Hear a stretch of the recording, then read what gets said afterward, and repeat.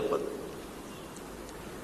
بعض لوگوں پر کچھ مایوسی طاری ہو جاتی ہے، ہم اتنے عرصے سے گناہ کرتے چلے آ رہے ہیں، کیسے معافی ہوگی، کیسے ممکن ہے، کیسے چھٹکارا ملے گا؟ ایسے لوگوں کے لیے ان کے اطمینان کے لیے، ان کی دلجوئی کے لیے، ان کی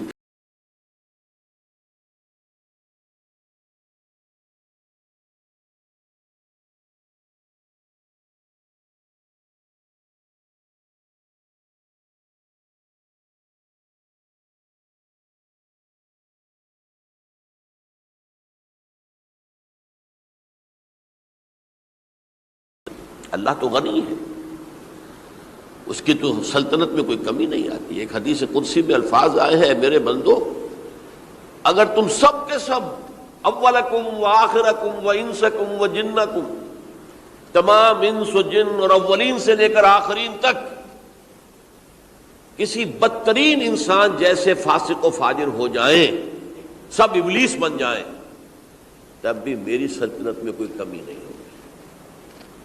اور اگر تم سب کے سب، اولین و آخرین اور انس اور جن، سب مل کر جو متقی ترین انسان ہو سکتا ہے ویسے بن جاؤ، ابو بکر صدیق بن جاؤ، تب بھی میری سلطنت میں کوئی اضافہ نہیں ہوگا۔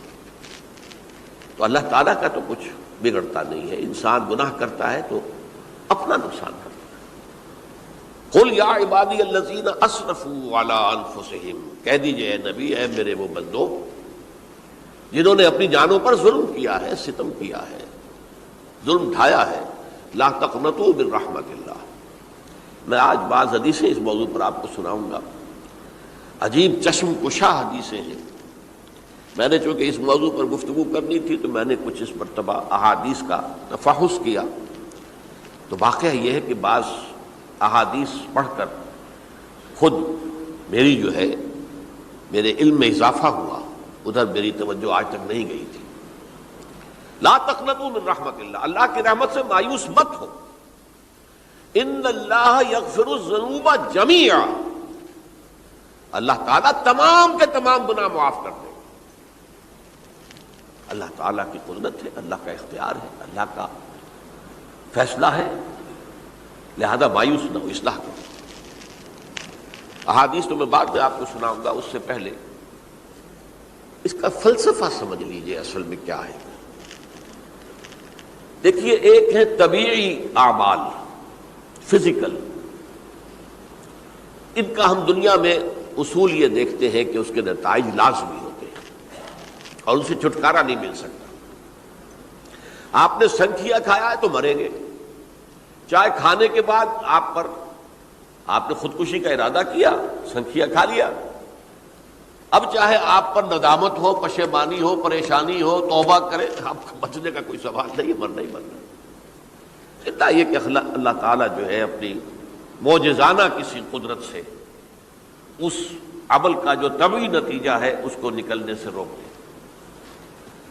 آگ کی فطرت ہے کہ وہ جلاتی ہے، اللہ کے حکم کے تحت حضرت ابراہیم کو اس نے نہیں جلایا، یا نار کونی بردن وسلام علی ابراہیم۔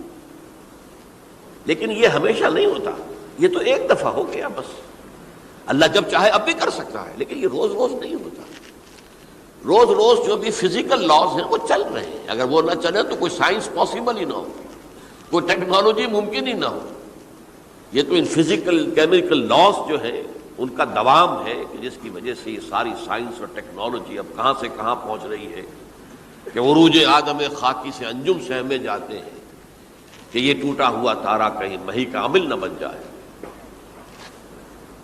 تو یہ توبہ جو ہے فزیکل اعمال میں مفید نہیں ہے، چاہے آپ پر یہ احساس میں کیا کر بیٹھا، کیا میں نے کیا، کیوں میں نے کھا لیا یہ سن کیا، وہ تو اب اثر کرے گا۔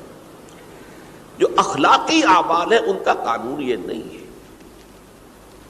اخلاقی اعمال کے نتائج ختم ہو جاتے ہیں توبہ کے ساتھ۔ یہ ایک بہت بڑا قانون ہے، بہت بڑا قانون۔ ایسا نہیں ہے کہ کسی گناہ سے انسان کی فطرت میں کوئی ایسی مستقل کجی واقع ہو جائے کہ جس کی اصلاح کی کوئی صورت ہی نہ ہو، یہ نہیں ہے۔ بڑے سے بڑے گناہ، بڑے سے بڑے گناہ توبہ کرو، خلوص دل سے کرو، جو اس کے اصول ہیں، جو اس کے قواعد ہیں، جو اس کے ضوابط ہیں، جو اس کی شرائط ہیں، ان کو پورا کرو۔ تو بڑے سے بڑے اعمال، برے سے برے اعمال، میں حدیثیں آج آپ کو سناؤں گا، حیران کو، کیونکہ عام طور پر یہی ہوتا ہے کہ مواعظ میں چونکہ لوگوں کو اصلاح کی ترغیب دلانی ہوتی ہے، تو وہ جو انذار کا پہلو ہے اسے زیادہ نمایاں کیا جاتا ہے۔ اللہ کی طرف سے شدید ذو انتقام، اللہ انتقام لینے والا ہے، اللہ سزا دینے والا ہے۔ لیکن یہ دوسرا پہلو جو ہے وہ بھی اپنی جگہ پر بہت اہمیت کا حامل ہے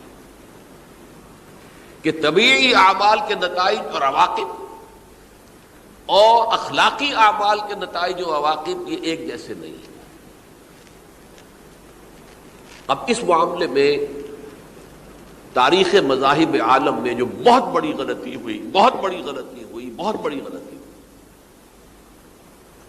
تورات میں حضرت آدم اور حوا علیہ السلام سے جو غلطی اور خطا ہو گئی تھی، آپ اندازہ کیجئے کیا مقام اللہ نے عطا کیا تھا، سارے فرشتوں کو ان کے سامنے سجدہ کروا دیا تھا، اور ایک ہی حکم تو دیا تھا نا کہ اس درخت کے قریب نہ جانا، اور تو ابھی کوئی شریعت نہیں تھی، کوئی لمبے چوڑے احکام نہیں تھے، کھاؤ جہاں سے چاہو، اس ایک درخت کے پیچھے پاس نہ جانا، وَلَا تَقْرَبَا هَٰذِهِ الشَّجَرَةَ فَتَكُونَا مِنَ الظَّالِمِينَ۔ اور وہی کام کر بیٹھے حضرت آدم اور حضرت حوا علیہ السلام۔ کتنا بڑا گناہ، کتنا بڑا گناہ، کتنا بڑا گناہ۔